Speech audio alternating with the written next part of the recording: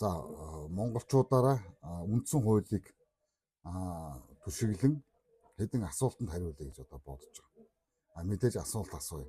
Та бүхэн хариулна үстэй гэж одоо бодож байгаа. За үндсэн хуулийн 6-гийн 2-т Монгол улсын газрын хэвлэл, ашигт малтмал, ус, ан амьтан болон байгалийн бусад баялаг ард түмний мэдэл төрийн хамгаалтанд байна гэж заасан байна. За харин олон шүүмжлэгчдийн байр сууриас бол оюу толгой бол дэлхийн хэмжээний орд мөн гэж. За энэ бол маргаангүй. За ашигын дийлэнх урсгал олон жил гадагш чиглэж байна. За ард түмний өмчийн үр өгөөж иргэдэд хангалттай хүрэхгүй байна гэсэн ийм одоо асуудлууд явж байгаа. За үүнийг түшиглээд нэгэн асуулт. За баялаг ард түмний мэдэлд байна гэсэн үндсэн хуулийн үзэл санаа бүрэн хэрэгжиж байна уу гэж та бүхнээс асууя. За мөн үндсэн хуулийн 5-1 төр нь үндэсний эдийн засгийн аюулгүй байдал, аж ахуй бүх хэвшлийн болон хүн амын нийгмийн хөгжлийг хангах зорилгод нийцүүлэн эдийн засгийг зохицуулна гэж заасан байна. За харин дэсийн баяжмалыг ихэвчлэн түүхийгээр нь экспортлдог. Дотооддоо эцсийн бүтээгдэхүүн үйлдвэрлэх төвшин сул, нэмэн үртэг ажлын байрны том боломжийг алдагдсан гэдэг ийм одоо шүүмжлэлийг явж байгаа. За энэ өнцгөөс бас нэг асуулт одоо урган гарч иж байгаа. Үндэстний эдийн засгийн аюулгүй байдалд хамгийн ашигтай загвар мөн байсан уу гэж одоо та бүхнээс асууя. За мөн үндсэн хуулийн 3-1-ийг үндэслэн Монгол улсад засгийн бүх эрх ард түмний мэдэлд байна гэж заасан байна. За шүүмжлэгчдийн үзэж байгаагаар бол ийм хэмжээний стратегийн ордыг ашиглах асуудлыг бүх ард түмний оролцоотойгоор хэлэлцэх ёстой гэж үздэг. За харин та бүхнээс энэхүү асуултыг асууя.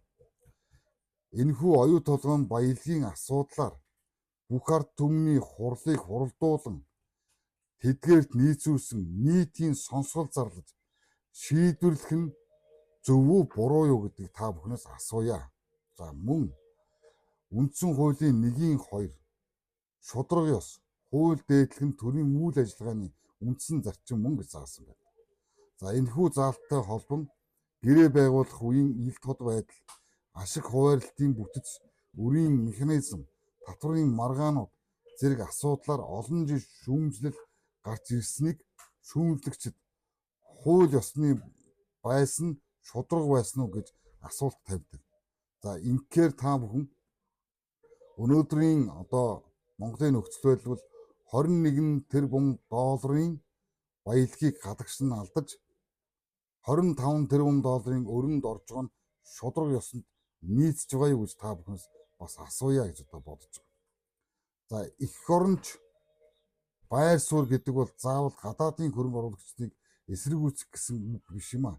Энэ бол Монголын баялаг, Монгол улсын урт хугацааны хөгжил, усны аюулгүй байдал, ирээдүйн үеийн эрх ашиг, үндэсний үйлдвэрлэл, иргэдийн амжиргаанд хамгийн их үр өгөөжтэй байх зарчмыг хэлнэ гэж одоо ойлгож байгаа. Тиймээс нэг Монгол хэдэн хувь эзэмшдэг юм бэ?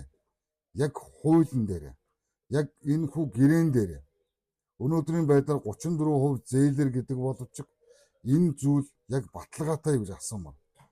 Монгол боддоор хэдэн төгрөгийн ашиг хүртэж байна вэ? 3. Усны нөөцөд ямар эрсдэл үүсэж байгааг та бүхэн нээлттэй сонсгол бас хийх нь зөв үү гэж. 4. Зэсийн дотооддоо боловсруулах боломж алдагдж байна уу? Боловсруулах үйлдвэр мөн энэ зүйл одоо орж байгаа. Ирээдүйн үеийн эрх ашиг хамгаалагдсан уу? Гэрээг дахин сайжруулах боломж бий юу гэдэг талаар та бүхнээсээ асууя. Эдгээр асуулт бол хувь хүн болон ямар нэгэн нам, ямар нэгэн улс төрийн хөвшил биш юм аа. Энэ бол нийт монголчуудын, нийт ирээдүйн монголчуудын асуулга, агуулга мөн бахаа гэж одоо бодож байгаамаа.